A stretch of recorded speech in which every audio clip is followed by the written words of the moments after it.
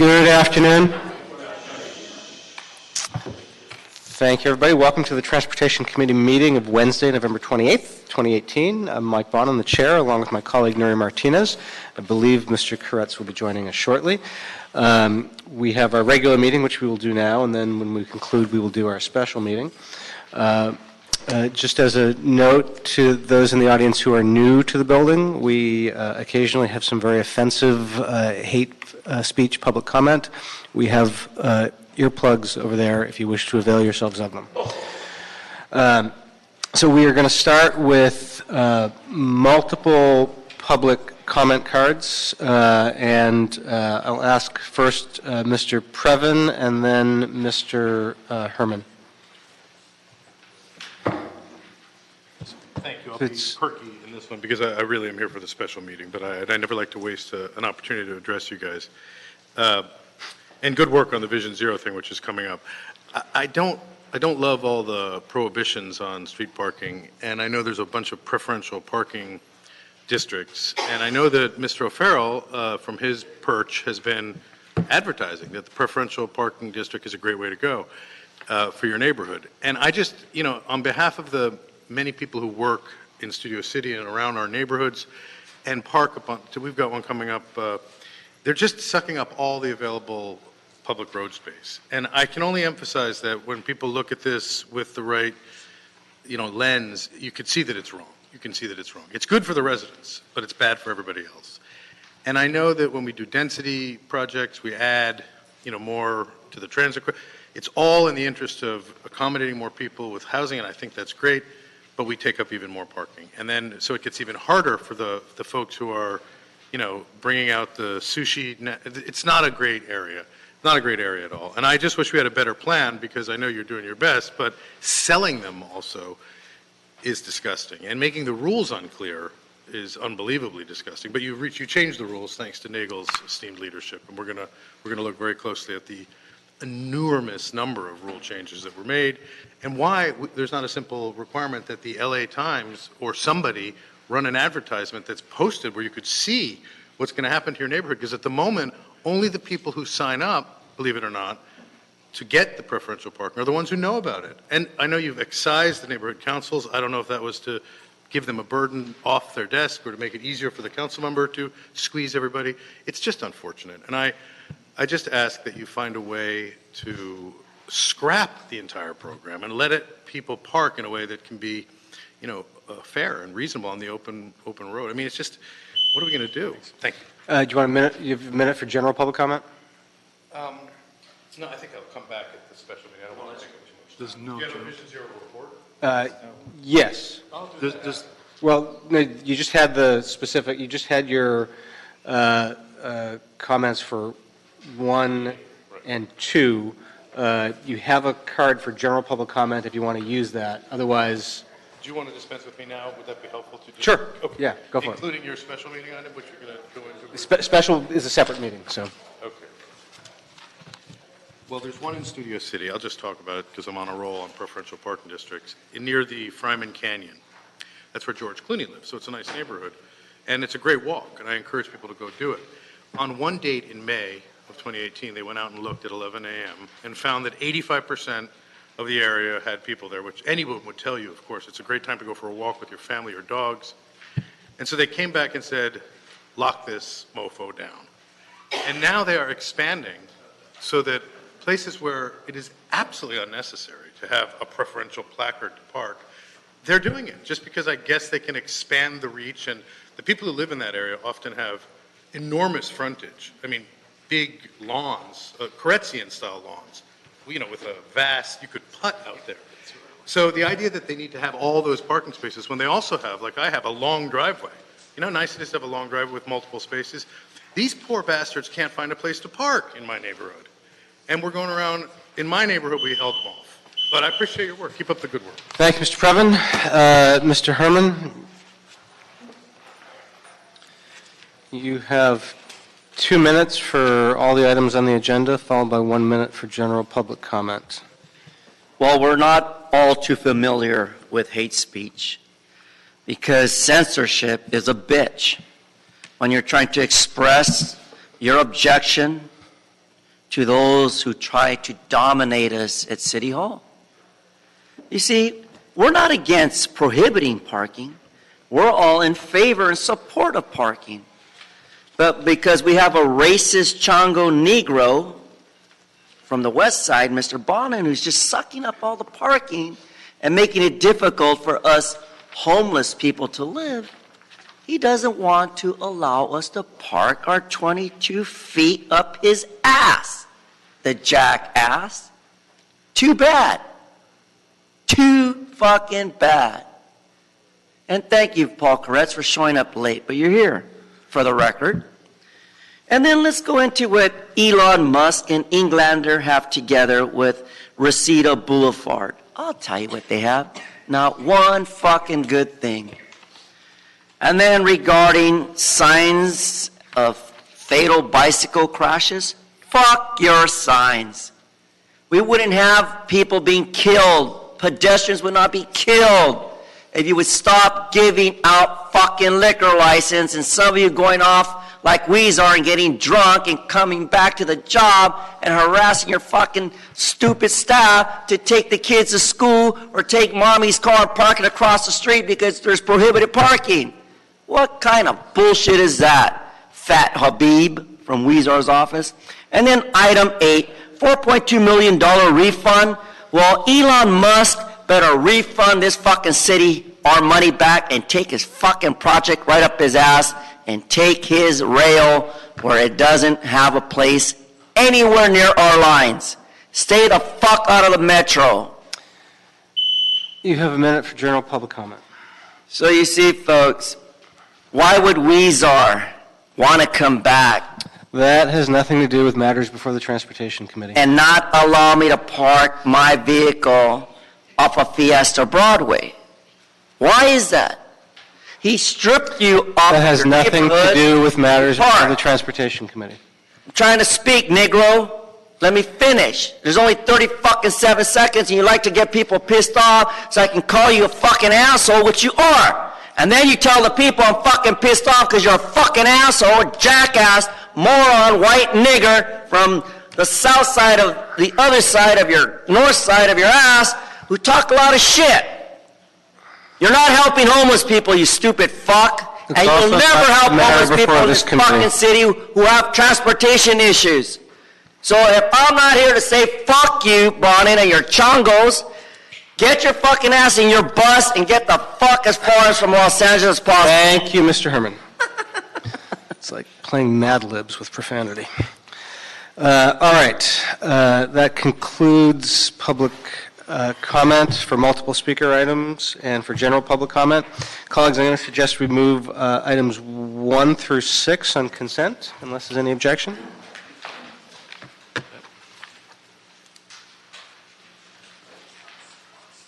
We good?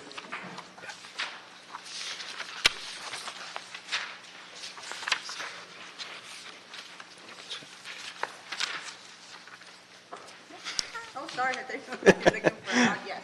Okay, so without objection, items 1 through 6 are approved. That will bring us to item number 7. Item number 7 on the regular agenda is a Blumenfield Bonin motion directing DOT to report with recommendations for creating permanent roadside memorial signs at the locations of fatal bus crashes in the city of Los Angeles. Thank you.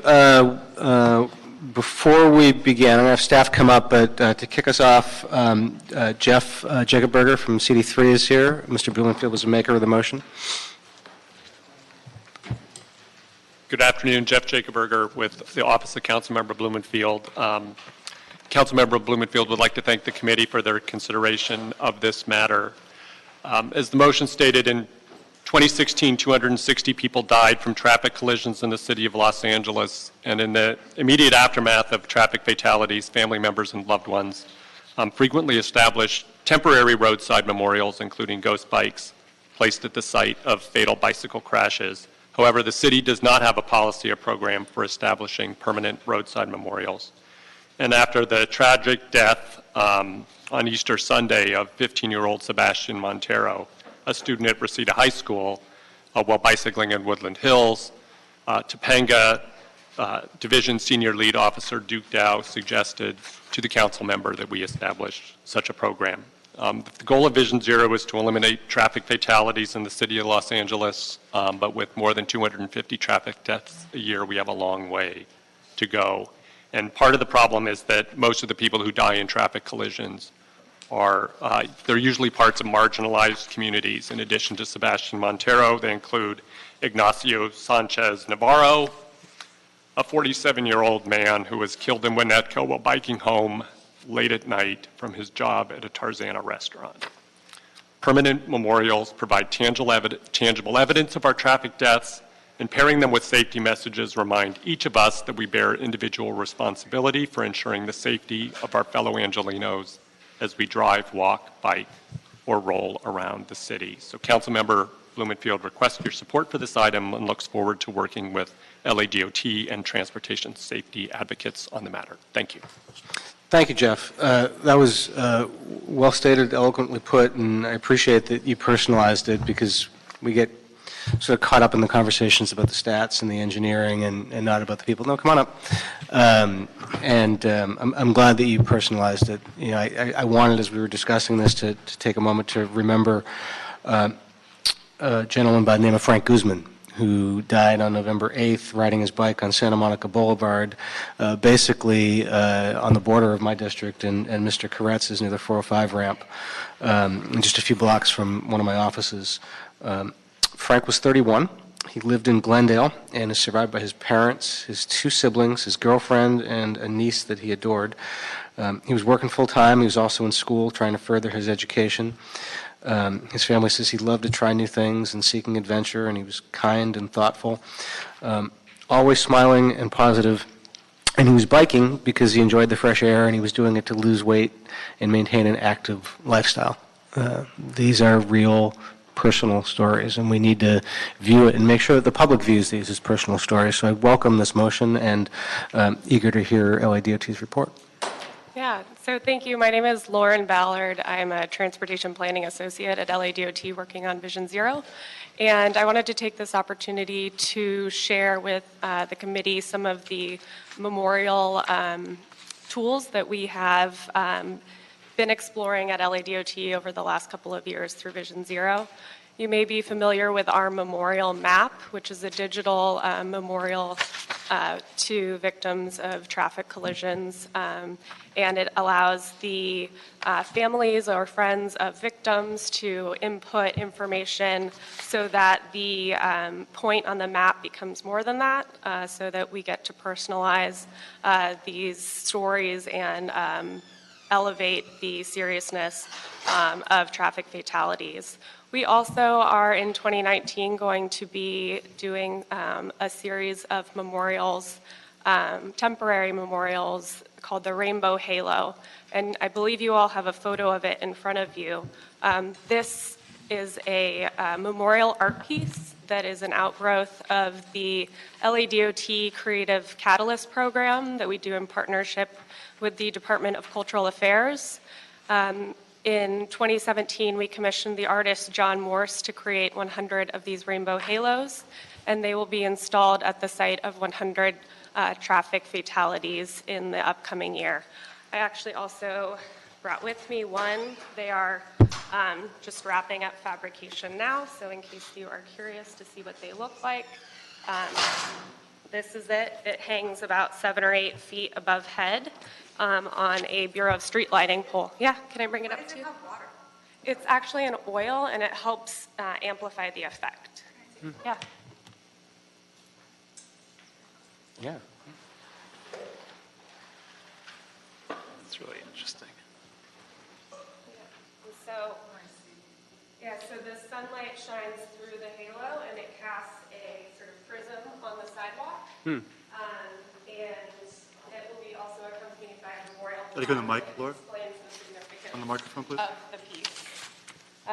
And so I wanted to share with the council, with the committee, that we are in the process of completing this project, and we will be coming to the council for locations, perhaps someone like Frank Guzman, where you would like to be installing these memorials. And these will be for victims of fatalities who were cyclists or pedestrians as well? All modes. All modes, great. Yeah, so we want, so all modes. Okay, so we approve the motion today. This will be part of the discussion of your report back Yes. In response to the motion? Yes. All right. Any questions? Yeah, so how are you determining how you're going to choose the locations?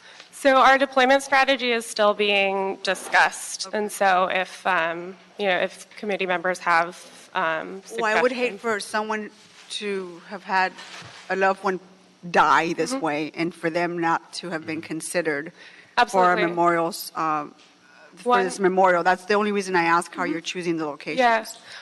We do only have 100 of them at Yeah. this time, and so when we reach that number, we can explore either additional memorials or Councilmember Blumenfield's signed memorial option. And one option that we've been discussing is collaborating with some of our advocacy groups like Families for Safe Streets to help identify locations.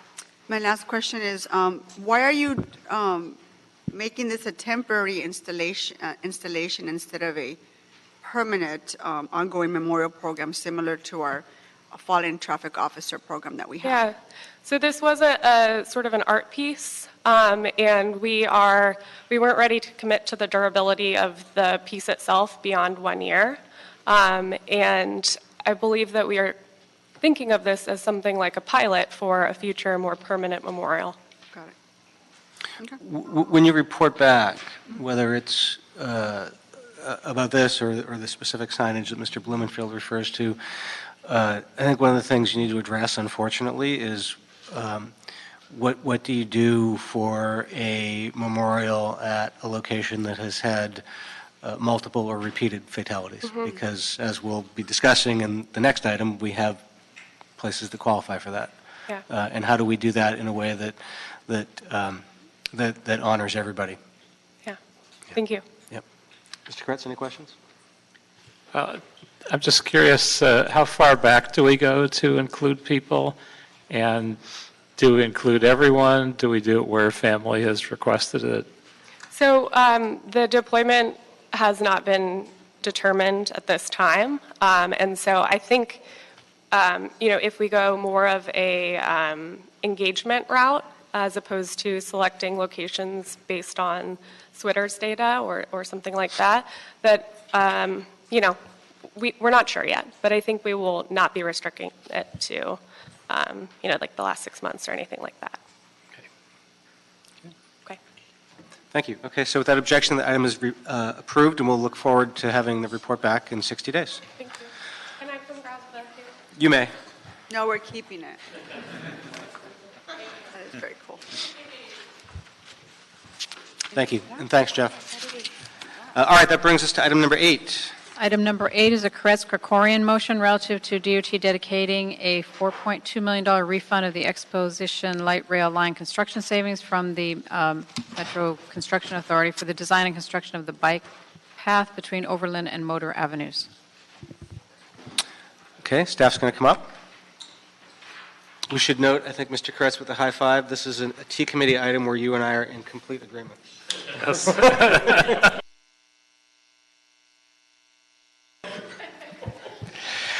Good afternoon. My name is Carlos Rios. I'm with the Capital Project Bureau of LA DOT. And as this report, council motion indicates, it's for the authority for LA DOT to receive $4.2 million that were generated as a result of cost savings to the exposition line. And we're going to deposit these funds into a fund to help pay for the funding gap associated with the Exposition Northvale project. It's part of our GAP network. We have a bicycle facility.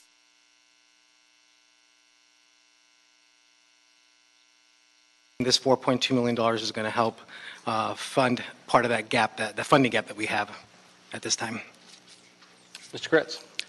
Yeah, it's just for folks who aren't aware, this is a much lengthier bike path, or bikeway, I should say, and it just happens to have one gap that happens to be in my district, and I get calls from cyclists saying, why did you leave this gap?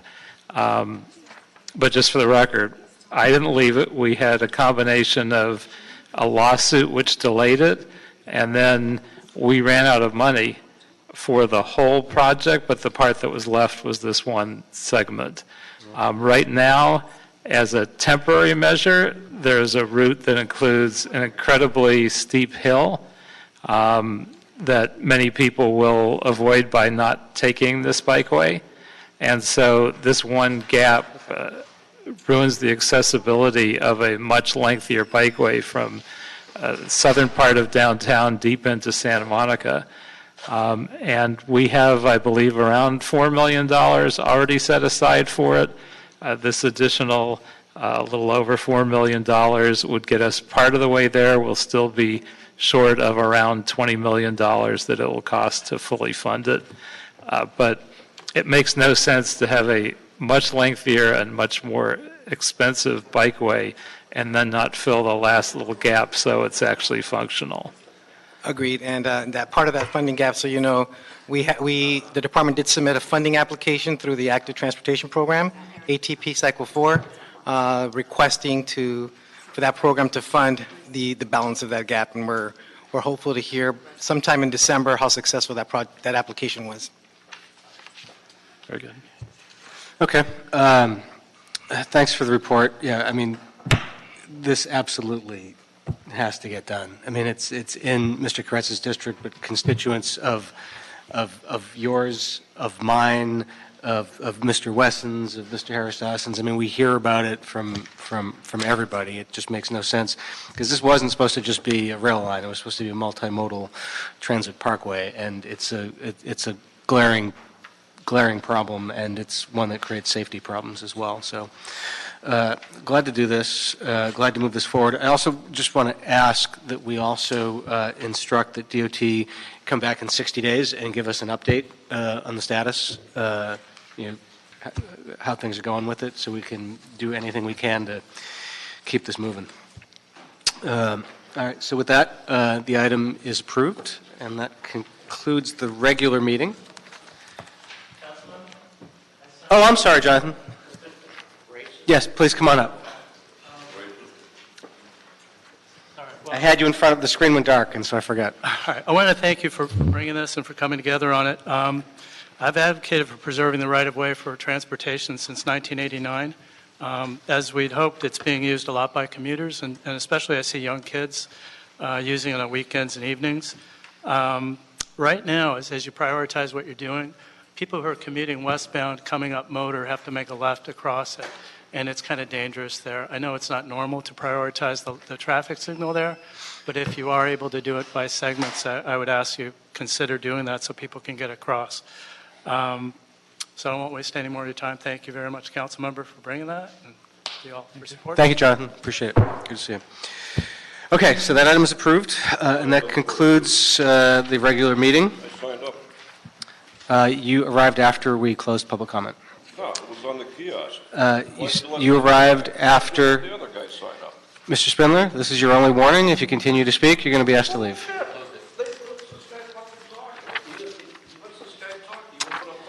Okay, Mr. Spindler, please leave. Really? Yes. Really, Gabe, why you won't do that? Yes. You won't do that? You won't fucking do that? You like that, huh? Which meeting am I being kicked out of, by the way? The regular meeting. Okay. Then you're going to adjourn to the special meeting, right? Mm-hmm. No? I'll see you back in about 20 seconds. Sure, it won't last long. Okay. I'm being adjourned on the regular meeting. Okay.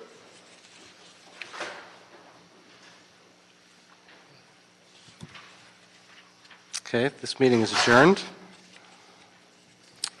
And what time was the special supposed to start? 1:15? June, you're ready to go. So we're okay to start? Yes, sir. I need this refreshed. This still is showing the regular meeting. And the special meeting here. Okay. General public comment.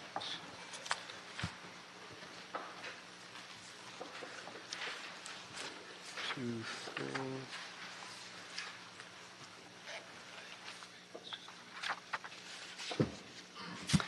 Okay, we will now convene the special meeting of the Transportation Committee.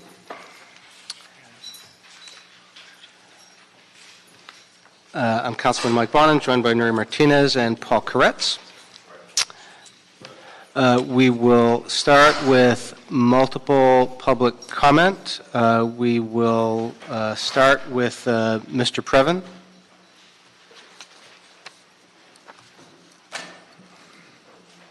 Mr. Previn, you filled out cards on 2, 3, 4, and 6. Right. So 4 is Vision Zero, but are we going to get a little report on Vision Zero or no? We are, but it's yes. me. So I have to speak before the report? It's so hard, but okay. So you got your priority corridors, you got your priority locations, and I think that looks good. I looked in my district and I saw Lancashire, Oxnard, Sherman Way, Woodman, Victory, Coldwater. It's interesting. And I was moved a little bit by the idea of a tribute to these places where people have been hurt that we just talked about in the last meeting. I know I'm cross-collateralizing there inappropriately, but this is an endless struggle, and I appreciate the work there. As regards the expansion of the preferential parking district in number 3 near the Will Acre Park, which is known as Fryman in my neighborhood. I would like to emphasize that the neighborhood councils are now no longer required to be involved in preferential parking districts. I don't know when that decision was made. Now, evidently, a council district can decide all by their big selves, which, of course, consolidates the power and the decision-making. But the problem that I have observed myself, and they are smart up at Stanford, is that the rank-and-file people in our city who travel to Studio City, where I live, or to other places to park, can't park anymore because all the parking has been preferentialized. So I know I sound like a broken record, but I represent these people, and these people never get informed until they get a little ticket because there's no meaningful outreach. In the old days, when they did a little story on it in KCET, they had an article about it, and they were talking about how there were requirements to run advertising. There was a perception that, well, we have to tell the busboys before we penalize them and fine them aggressively, while giving the residents who are loaded appropriately $34 placards for the whole year. So, I guess that pretty much covers it. But I would like some change here because we keep adding more and more. And as I say, Commissioner O'Farrell has been very productive. Thank you. Okay, thank you. Okay. Next is Mr. Herman.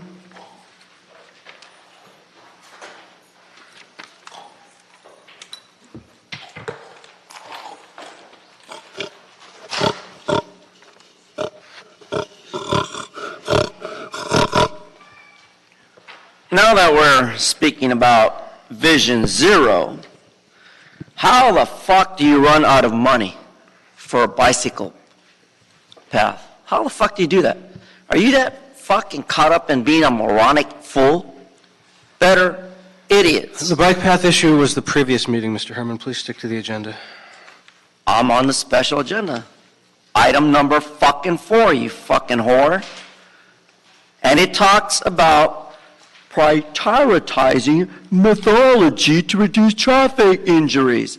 Well, listen, you stupid fuck. In the past meeting of Old Business, I mentioned that because we become the hit and run capital of Los Angeles, it's for only one goddamn reason. That fucking fool Jose Huizar proved me right. You fucking drink on the job, you get in a car accident, you deny it, and then you end up paying the stupid fuck to cover your ass. The same way you're covering your ass with Francine Godoy, the same way you're doing it with your 2 fucking staffers like Medina, sending her to the dungeon and wipe your ass. Now let me go back on the topic, Lauren. You see, we don't need no fucking rainbow or sign to remind me of someone's fucking death. No, you don't. When I worked at County USC putting those fucking AIDS patients in body bags and dropping your dumbass in the morgue, maybe you should have learned your fucking lesson. That God hates homosexuals, Bonin, the way I almost can't stand you, fool. So 42 USC, fuck you, you white nigger Jew. Mr. Herman, you are wildly off He topic. doesn't tell me how to run my position. You are off topic, Mr. Herman. Go back to your seat, please. Mr. Spindler.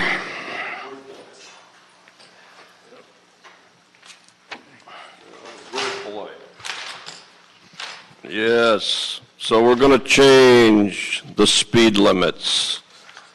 The speed limits to drive fucking faster. In particular, the speed limits in CD 14, they need to be sped up because, and I got this text, Jose Huizar is having trouble getting to his girlfriend's house and he wants to get there faster. So he wants you to increase the speed limit of all of the areas around his house, all of the roads, at least 10 miles an hour. And I'm reading this report. Jose Huizar's requests have not been met by this goddamn transportation nigger department. We're all very sick of this shit. Mr. Spindler, you're off topic again. But Jose Huizar wants the speed limit higher. Which item number are you speaking on? This is number fucking 5. In section 8081. That's right. So that's why he's not here, because he's trying to get to his next girlfriend's house a little faster. 10 miles an hour faster, you know, when you got to fulfill your need, it really fucking helps. Now, Mr. Herman, I know you're trying very, very, very cutely to stay on topic. You're not on topic. What am I doing? Wait Or Mr. Spindler. Wait a minute. You blur together. So wait a minute. Are you talking about Mr. Herman? Or are you talking about Mr. Spindler? is Mr. Spindler and Mr. Herman really the same person? You remain off topic. It could be. I don't know. So, Mr. City Attorney, Mike Bonin needs an immediate drug test. I believe you are under the influence. All right, you're off topic. I believe. Turn off the mic. Nori understands. Nori knows you're under the influence. Time is up. You've been using again. Paul, you told me about this. Nori, All right, Mr. Herman, you're continuing to disrupt the meeting. Please leave the room. I'm sitting here. It's not me. It's not him. Mr. Spindler, you're continuing to disrupt the meeting. Please leave. Do you want to talk to him or me or you or them? Out. You know, we had this conversation last week. We agreed, they agreed you go back on the treatment. I have a great place over in Riverside. I'm going to put one of my clients in. I can get you a bed. You need to have drug recovery, Mike. You're using again, Mike. You're using again. That's the reason you're confusing two different things. It's a miracle I'm not. It's a miracle I'm not. Yeah, let's note for the record that he continued to disrupt. All right. Mr. Herman's still on the way out, too.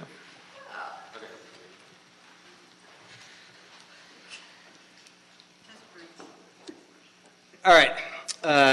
That brings us to, I was going to recommend items 1 and 2 for consent approval with a small technical correction on the name of the street in number 2. Yeah, item number 2, Farming Street should be Fanning Street, so we'll approve that as amended. I'm sorry, can you say that again? On item number 2, the Farming Street identified in there is Fanning Street. It should be Fanning Street. Okay, so without objection, we'll approve items 1 and 2. And then we have item 3, and we have a speaker on that one. Item number 3 is the DOT report relative to converting temporary PPD number 111 to a permanent PPD number 111 in the Fryman Canyon Park neighborhood of Studio City. Thank you. And we have a speaker, Janet Loeb.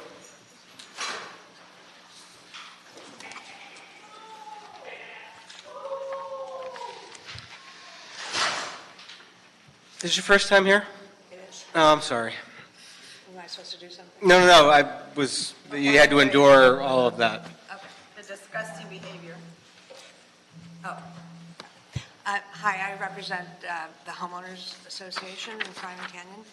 And I just want to say that in 2006, the city responded to the popularity of the hiking trails there by passing District 111. And at the time, they could not have known what was to happen in the ensuing years, which was the increased popularity of the trails, as well as that GPS and Waze were going to direct a lot of traffic through the feeder streets. Our neighborhood now suffers from a far greater threat than what originally brought about District 111. And what has transpired is that the parking lot that exists at the trailhead is now full, and people are parking in the neighborhood on very, very narrow streets. And we face significant risk from fire, as does the entire Studio City area. Fire trucks cannot get up narrow streets. Spoken to, am I done? Is that it? What has transpired in Paradise is a situation waiting for us to happen. So you're asking us to approve the item? Pardon me? You're asking us to approve the item? Yes, we are. Yeah, great. Okay. Thank you for coming down, and apologies that you had to sit through all of that.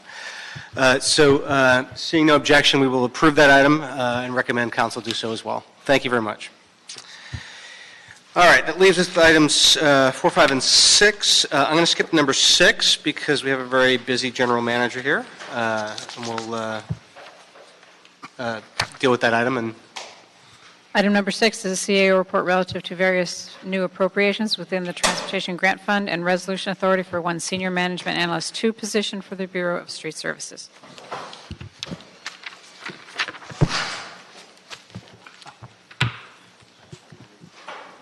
Good afternoon. I'm Roy Cervantes with the Office of the CAO. The report before you is the Transportation Grant Fund report covering fiscal year 2018-19. The report consists of 12 recommendations in total. Primary purpose of the report is to establish the new appropriations totaling $38.1 million for 18 projects with receiving new transportation grants in the Transportation Grant Fund. Recommendations also include an request to increase appropriations for 2 existing projects in the Transportation Grant Fund, as well as to transfer funds from other funding sources for existing Transportation Grant Fund projects as well. By a quick way of background, the Transportation Grant Fund is a revolving account for multiple projects receiving transportation grants. There's a cash balance that changes constantly based on various grant reimbursements and or expenditures that are made for each project. Attachment 1 of the report details the 18 new projects for fiscal year 2018 that cover the $38.1 million in new appropriations. Those appropriations would be covering design and construction costs for the projects moving forward. City match requirements for these projects are provided by direct labor costs funded through Prop C as well as through the Measure R fund through the budget process. And as part of the normal operation of the projects in the fund, DOT staff seeks reimbursements from grantors on an ongoing basis as needed. The report also recommends 1 resolution position authority for the Bureau of Street Services. While position authorities are not typically part of the annual Transportation Grant Fund report, we're recommending 1 resolution authority for senior MA 2 subject to pay grade determination at this time. This would allow the Bureau of Street Services to potentially fill that lead position now, which would provide the admin and analytical support and lead for the transportation grant program portion managed by BSS and allow existing engineering staff in that bureau to focus more on project design, construction, and overall project quality. Staff from DOT as well as BSS are available to provide more detail as needed. If you have any questions about projects and or other questions in the report, I'm here as well. basically, this is a quality problem. This is, excuse A me? quality problem. We're doing so well getting grants that we don't have the bandwidth to implement all the projects they're supposed to fund, yes? Yes, it's Adel Hashkhalil, Director of Bureau of Street Services. The first thing I'm looking at as part of my role as a new general manager of the department is finding areas of improvement to increase efficiency. And one of the areas I saw that was there's a huge need for is we have so many grants that we are pursuing and we're implementing that we need to continue working hard because grants are essential to our efforts, but we don't have the resources and the staffing to manage the requirements for grants and pursuing grants. We're having our engineers that are supposed to be doing the actual work, trying to manage that. So with your help, this position will help at least put a process in place and help us increase our ability to get more grants. So I ask for your support on this. Okay. You've got mine. We'll go now to Mr. Koretz, and you're going to be seeing him twice because he chairs the other committee you go to. I'm fine with this, and actually, as part of this process, we'll waive it out of committee also to expedite this moving forward. Thank you, sir. Ms. Martinez? No, I don't have anything. Okay. Oh, that was a grand slam then. Thank you. You're welcome. Thank you. So that item is approved. Thank you. And that will then bring us to item number 4.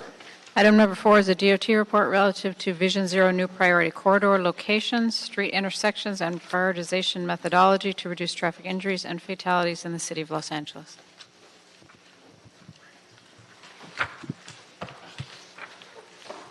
Good afternoon, council members. My name is Daniel Samaro. I am a new senior transportation engineer for LADOT, leading Vision Zero. Again, this is Lauren Ballard, our transportation planning associate with Vision Zero. So today we're here to... You're the new Nat Gale? I am not, I can never be a Nat Gale. I can never be a Nat Gale. Well, I can tell you don't dress like a hipster. Oh, I don't have glasses. I don't so... so...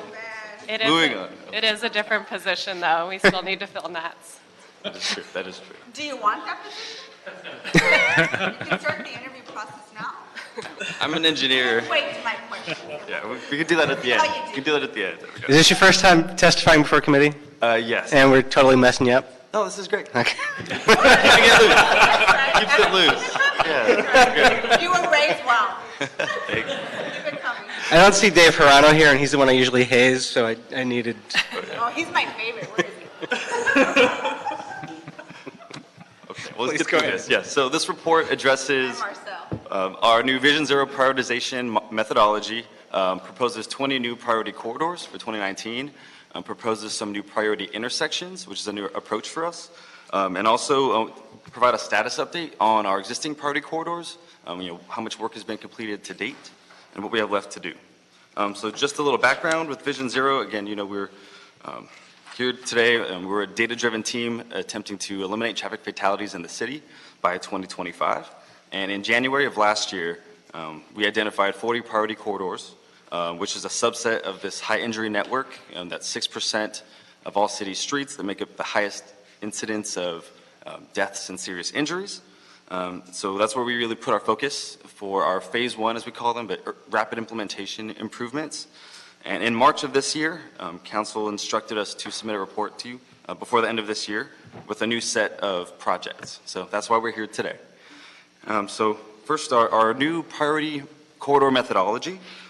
Again, we use the high injury network as a tool to capture the worst of the worst streets within the city. And the HIN, while it only represents 6% of all streets, it's still 450 miles of streets. That's a lot, more than we have the bandwidth to address. Therefore, we need to prioritize our work, which is why we came up with this new priority methodology. So in the first round of priority corridors, we created a score for each intersection within the high injury network. And that score took into account things such as if there was a death or serious injury to a bicyclist, to a pedestrian, to someone young or old, as well as if that crash happened in a high needs community. We had weighting associated with those incidents at each intersection. And then through sort of a manual method, we connected the dots and created these corridors, which helped us create our priority corridors from 2 years ago. And with some guidance from council, we created a new methodology, and that new methodology actually ranks corridors based on the highest level of incidence of KSI, but deaths or serious injuries per mile. However, there's no additional weighting given to other parties. So all crashes and fatalities are treated equally across all modes of traffic. And through new tools that been made available to us, we've been able to implement this new algorithm, which eliminates that human element, and we're able to look solely at the data, and our algorithm and our systems help us to create these corridors, these new corridors that really eliminate that potential for human error. And so we've identified the top 20 corridors within the city based on KSI per mile, again, just kills or serious injuries per mile.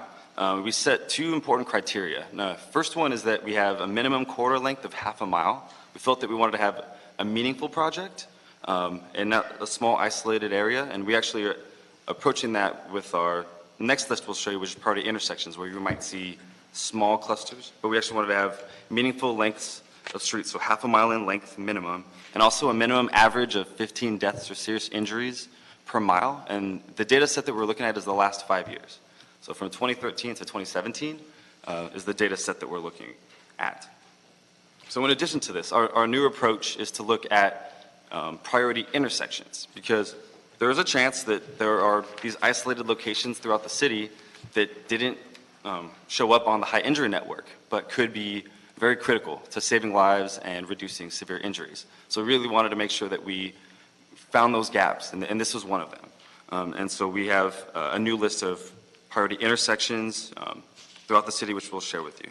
So our main objectives, again, are to prioritize projects that address the public safety, give consideration to severity, to social equity, and vulnerability. And so through our phased approach, we really want to be cost effective in what we're doing. So we still want to start out with our phase one, rapid implementation, striping, signage, things that we can get in the ground quickly, and then move on to our, while our development happens for signals, which is our phase two, and ultimately phase three, concrete improvements. So we still want to have that phased approach.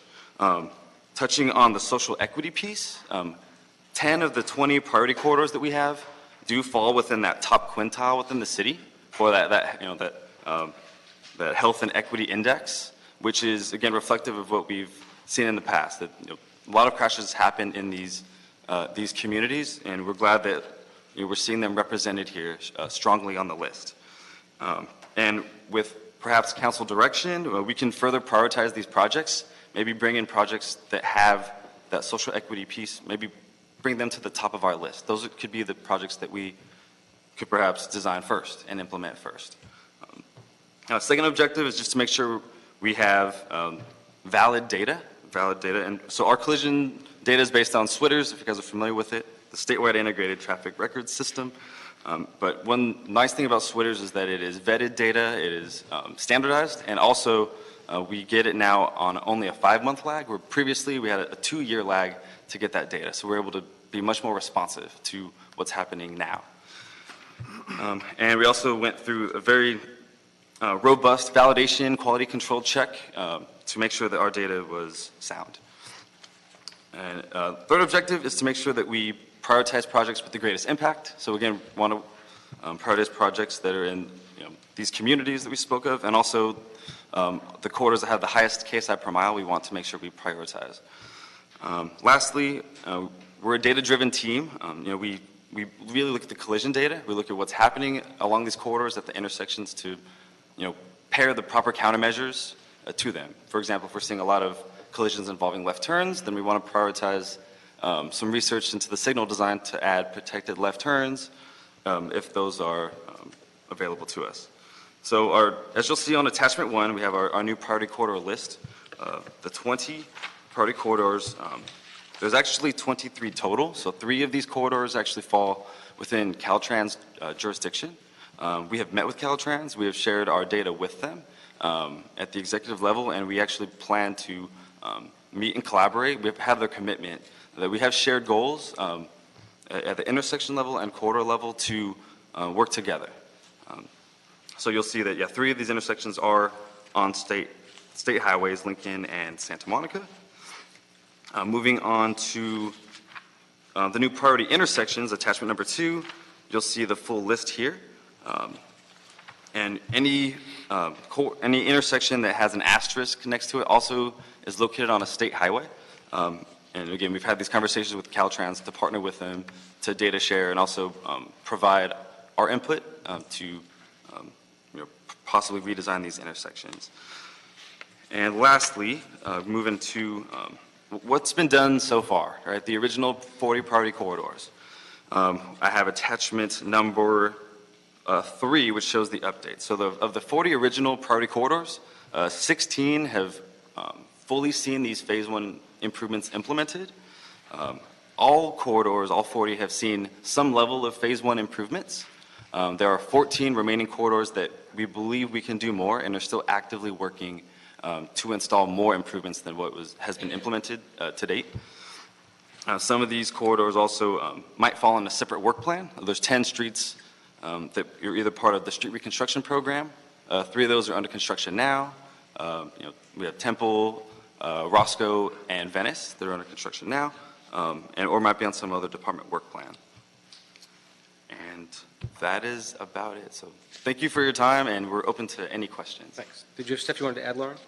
No, I'm here in case I can be helpful with questions. Okay. Thank you for the report. I just wanted to make sure I heard something correctly. You said that half of the proposed corridors are in the top quintile of Correct. the... 10 of the 20. Oh, okay. Of the... I thought it was 10 out of 24. There's 20, so there's 23. 3 of them fall on the state highway. So we're accounting for the 20 that we have full control over. And on the state highway, you said we met with Caltrans and we shared the data. Presumably, they had the data first because we got it from them, right? The Switters data? Yes, statewide data, yes. So, and it was what it was, and then we met with them. Can we expect anything to come of that? Yes, yes. Hi, Dan Mitchell, Assistant General Manager with LADOT. Yes, we have their commitment from the executive level. The state has their own Vision Zero program called Toward Vision Zero Deaths. They have their own method of prioritization using a safety index, and they're in the process now of evaluating the corridors that we provided them to look at where their existing plans may match up with ours, or we're going to explore ways that we can work together to implement these. Okay, all right. And you said you have buy-in at the Caltrans executive level. That's recent because there have been some changes there. Yes, okay. Yes. All right. So if they come back and I ask, because a couple of them are in my area, the state highways, we'll have some heads up about what they're thinking? Yes, we're going to be partnering with them closely. Okay. For good or bad, they're going to blame me anyway. Okay. Thanks for that, Dan. Appreciated the inclusion of the intersections in here. I think that was good and wisely done. Had a question. It's not actually hypothetical because it's real. It's in my district where we're actually installing something in the next couple of weeks. Where there have been a number of fatalities on Culver Boulevard, and that area. It used to be sort of it was designed as a rural highway next to the red car line. Red car line isn't there anymore, obviously. It's now a heavily traveled thoroughfare, a lot of commuters and a lot of speeders, and it's surrounded by, pretty dense population, a lot of renters, a lot of kids, a lot of seniors, a lot of people who are reliant on public transportation, who have to cross the street at a particularly dangerous intersection. When we're looking at projects, because it's not just that intersection, it's broader, do we look at the broader corridor than just our, because here the problem goes all the way from the Culver City border to McConnell. Do we look at that whole picture? We do. So we'll look at the connectivity piece. Mm-hmm. So again, this list is purely data-driven. Mm-hmm. We identified the finite, start and end point where we have the highest levels of deaths and serious injuries per mile. That's what's most important to us.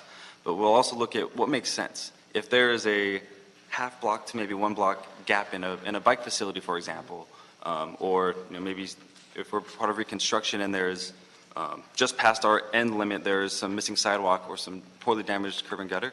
We'll look at that and take that into account to do what makes sense instead of leaving those small gaps.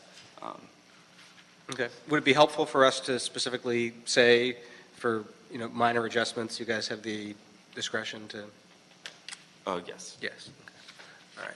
All right. And one last question. Many of these corridors are bus routes, and just curious.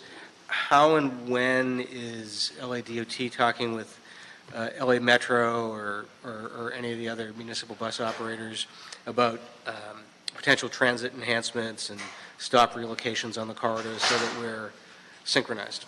Yeah, so that happens pretty early in the project design phase. While we're still in concept level, we look at all bus stops along the route and actually contact Metro directly to see which ones would be candidates for relocation, possibly to the far side if that's going to provide benefit. So that happens before we even get into really detailed design. We look at that and try to budget for that as quickly as we can to make sure we have adequate budget to pay for if there's a bus pad relocation or security lighting or something of that sort. Okay. Ms. Martinez? Thank you, Mr. Chair. So last year when we approved the Vision Zero work plan, 40 corridors were identified, right? So based on my review, there was a greater emphasis on traditionally underserved low-income communities, right?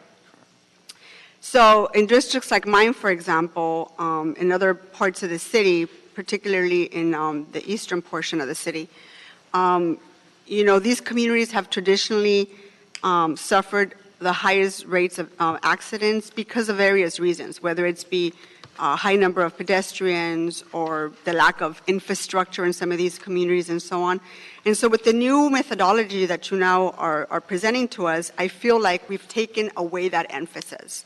And what I'm concerned about, Mr. Chair, is that as we move forward today with this new methodology, I just want to caution all of us, because what we're doing is we're essentially making it harder for high-need communities to be able to catch up with the resources and the infrastructure that they have lacked.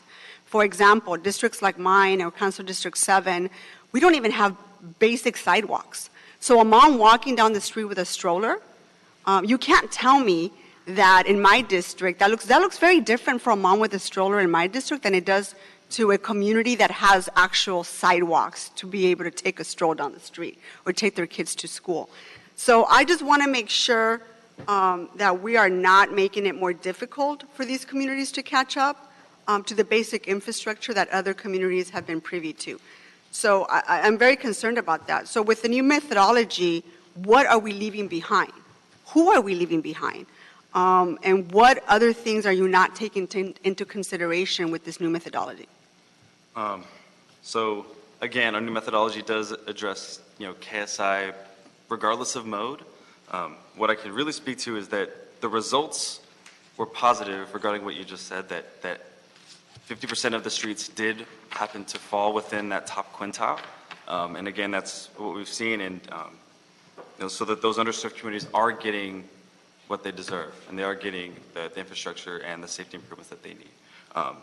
I think that our criteria and the folks that are vulnerable in these communities are impacting the data. So the data will lead us to the right places. That's my belief. So how would I guess a better way to put it is, so if we had used the same methodology that we had talked about last year, how different would this list look like? Dan Mitchell, Assistant General Manager. So in the prior methodology, there was specific weighting for intersections based on social equity. We had a higher emphasis on equity. Yes, we talked about that in this committee, and some of us agreed that we needed to emphasize on equity to make sure that we got to these communities. Now that you've taken that out, or it's not weighted as high, how is this list look different than it would have been had we left that in there? Yes, in our prior methodology, intersections were provided additional weight based on the equity, social equity, as well as vulnerability and cost effectiveness. And in the simplified methodology, we're looking just at the actual crashes and fatalities that are experienced.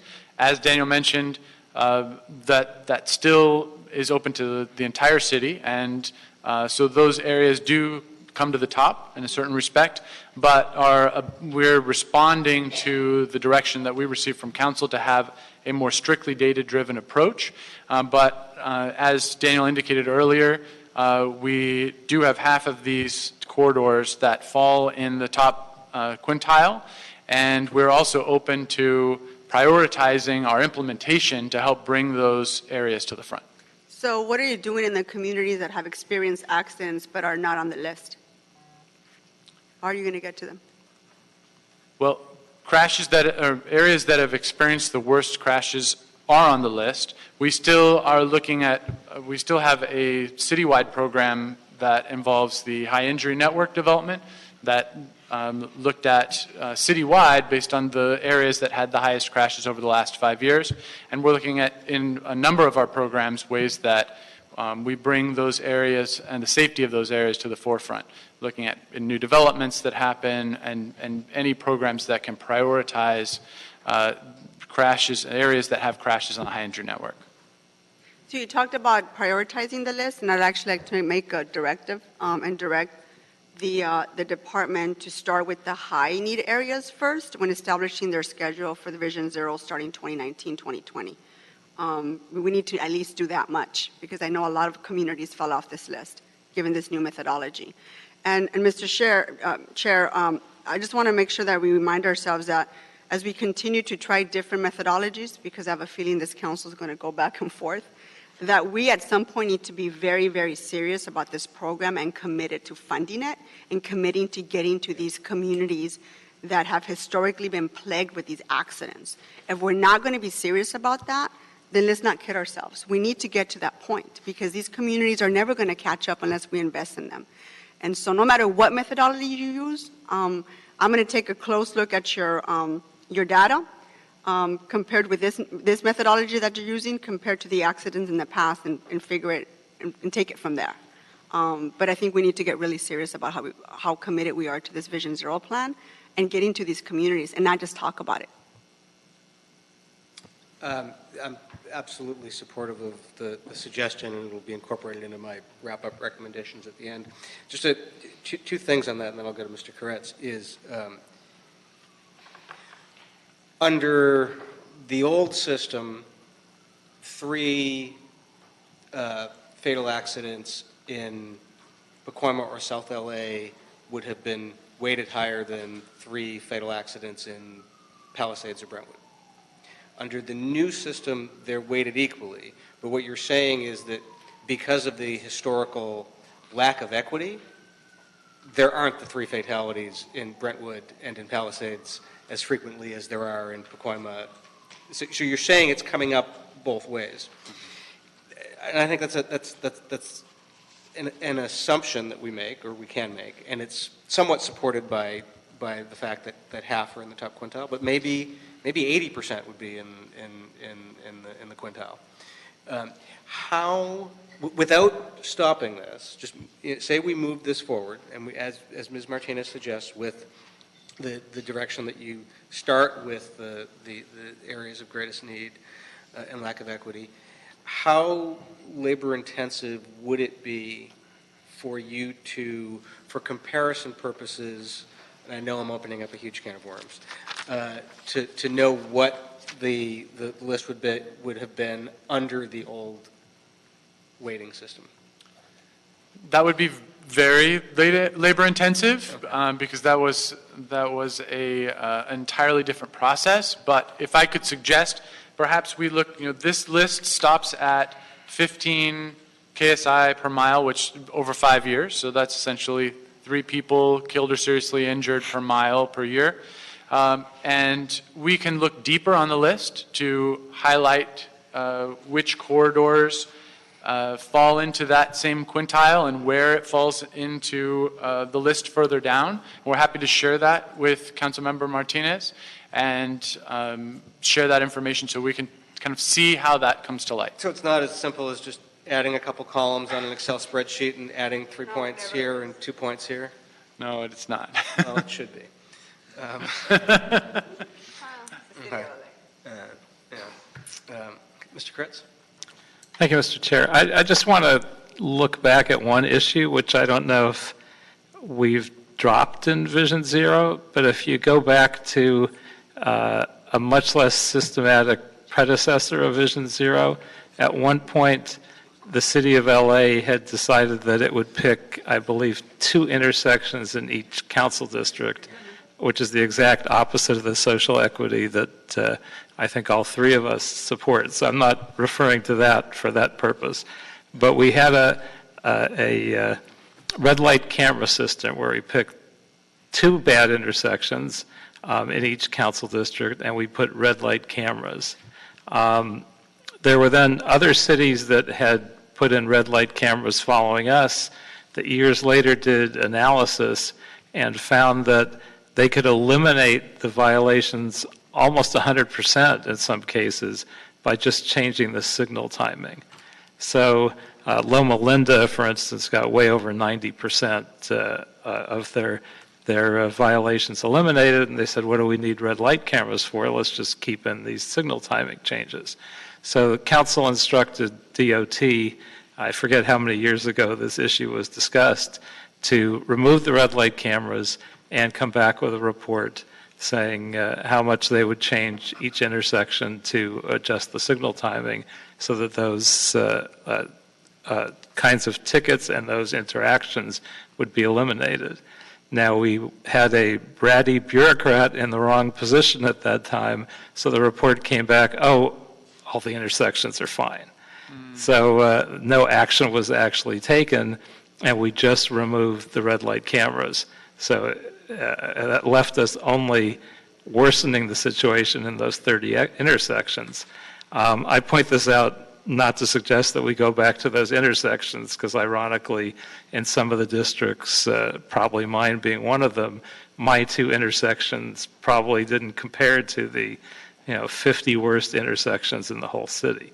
But what I am suggesting is that seems like the least expensive and easiest to implement and quickest to implement, and something we could be doing first in all of the priority intersections in the high entry network, but frankly we could do it in the entire high entry network with a relatively low cost and immediately drop some of these fatalities at already signalized intersections.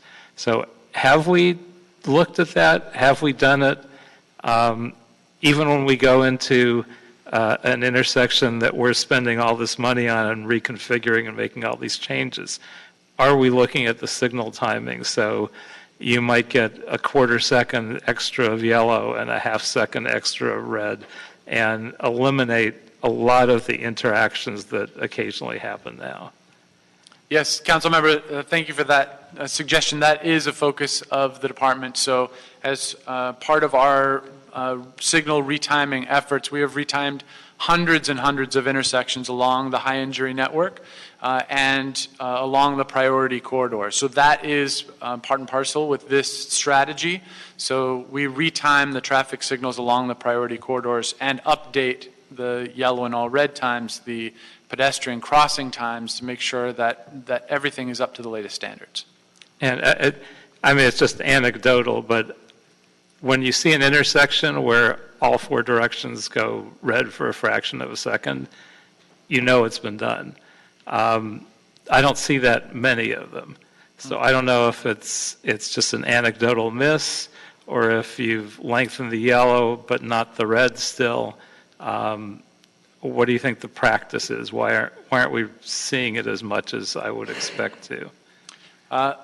The period of time that you're referring to, which is we call the all red time, depends on the size of the intersection, so the length that people are traveling through the intersection before the beginning of the next movement.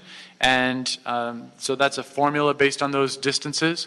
We have retimed, as I said, hundreds and hundreds of intersections. I'm happy to share that list with you. I'm not sure if there's a particular area that you've observed, but we're happy to work with your office to revisit any intersections that you think. No, I haven't noticed one where I say to myself, gee, this needs it.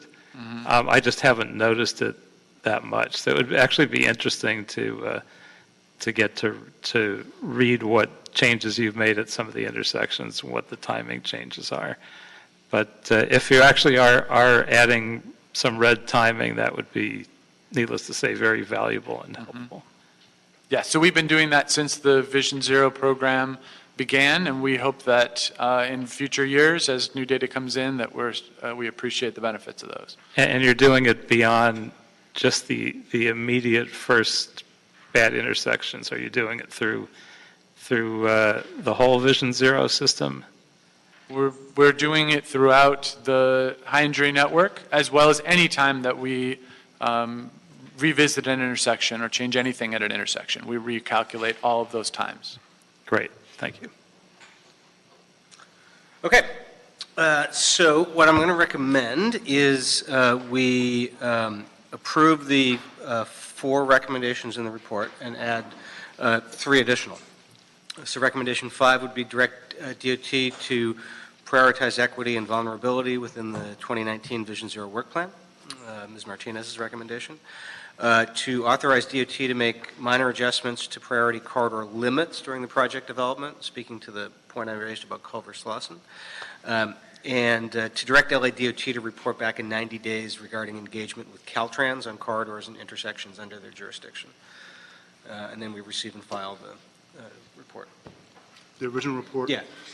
John White, City Clerk, there's an amended report. Are you approving those report recommendations and then receiving and The filing? amended report. Thank you. What she said. Thank you. Okay, so that'll be the direction of the committee. Thank you very much. Thank you. Thank you. Mr. Hirano, you weren't here earlier, so we found someone else to give a hard time. I heard, and I actually came down so that you would have an outlet. You're welcome to come to the table. Okay, that brings us to our final item, which is item number 5. Item number 5 is a DOT and City Attorney reports and ordinance amending Section 80.81 of the Municipal Code to change the speed limit of various streets in the City of Los Angeles.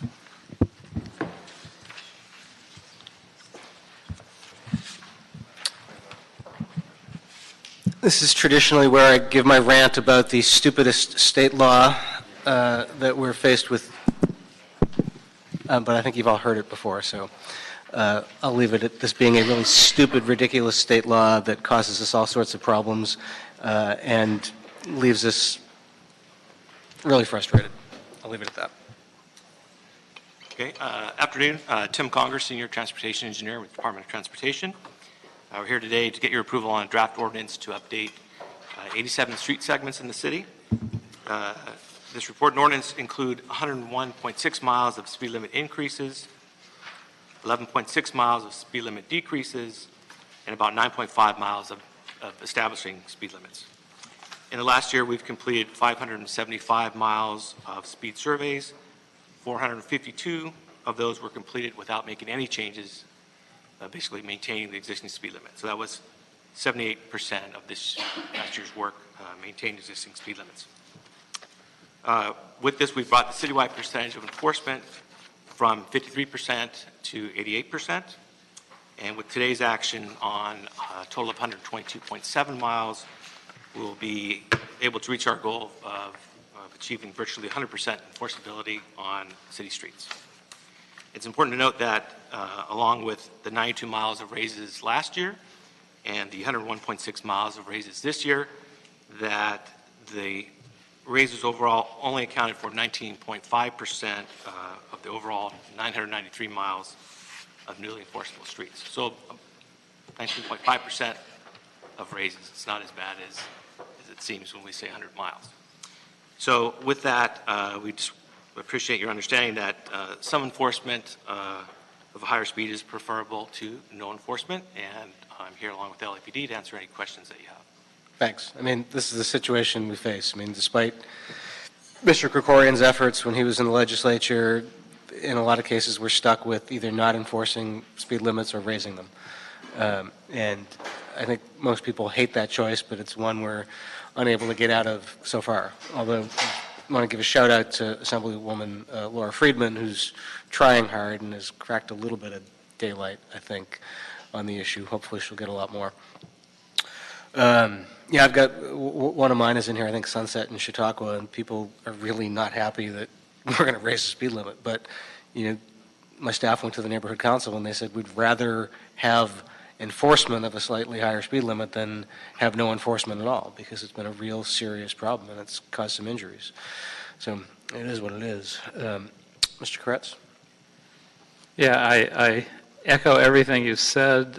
I haven't received any complaints about one particular street, but it strikes me that people will go nuts once they find out, which is that Deep Canyon Drive between Mulholland and Hutton, one narrow lane each direction, most of it, and increasing it to 35 miles an hour in the hills. It's sort of on the edge. How easy is it or impossible is it to reduce a number back down once we've made the decision. Do we have any ability to do that, or is this It a would take a permanent? study. So generally, studies are good for 7 years. We do not have to wait 7 years, so we could, revisit it after, let's say, 2 years would be probably the minimum. And But once you've allowed the change, if the study doesn't dictate otherwise, you're probably stuck with it, right? So currently on Deep Canyon, the critical speed that was measured there was 38 miles per hour. So that's the average that people were basically driving already. So they're well above the 30 posted 30 that's there today. So at a critical speed of 38, 85% of the people are driving 38 or below, and 15% are driving above 38. So, the enforcement's really looking at that, people who are going faster than 38 already. So that's why it's important to allow LAPD to be able to enforce when they need to. Huh. Well, it's a pain in the ass, but I guess I'll let it go. I have a feeling that I'm going to regret it, but I guess I'll take that chance that people will be happier to see some enforcement. Ms. Martinez? Happy is a strong word. I don't have any questions. I concur with you. Enforcement is better than nothing. Yeah. Quick question for LAPD. I mean, I know speed is to a large degree dictated by the engineering of the street, and if you have a wide street, people are going to go really fast, although that Canyon Road would tell you otherwise. How much behaviorally, in your opinion, is speed dictated by people going just a little bit over the speed limit? Like if it's 35, you'll get a lot of people going 38. If it's 40, you'll get a lot of people going 44. How much does that happen? Quite a bit. That's what I suspected. Yeah. So the next time we do the speed survey, we'll be going up to 45. Unless the state law changes. Yeah. Or unless our presence is there and we reduce the speeds. Right. Okay. Well, we like that. Let's go with that. Okay. We have a public speaker card from Mr. Jacob Berger.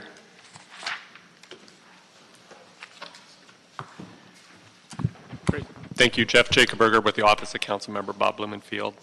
As everyone knows, speeding is a huge problem, especially in the West Valley, where you're much more likely to die in a traffic collision than from a homicide. And about a dozen of the street segments where speed limits will be increased are in the 3rd Council District, which I think is much more than in most districts. Councilmember Blumenfield understands that speed limits need to be raised in order for LAPD to use LiDAR or radar to enforce these limits, and reluctantly supports the proposed increases. However, he and many of his neighborhood councils and homeowners associations have expressed concerns because nearly all of the increased speed limits are on streets that run past schools and parks. Most are primarily lined with residential land uses, and some have bike lanes. We're raising these speed limits with the promise of increased enforcement. As with many things in the West Valley, there's concern that the 3rd Council District won't actually see that increased enforcement, and just urges this committee and the rest of council to make sure that we actually get increased enforcement with these speed limits.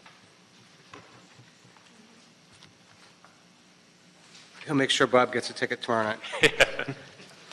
Mr. Kretz? Just for the record, we also have 12 streets on our list and have exactly the same concerns. And we will continue to work with our state legislators to try and change this as well.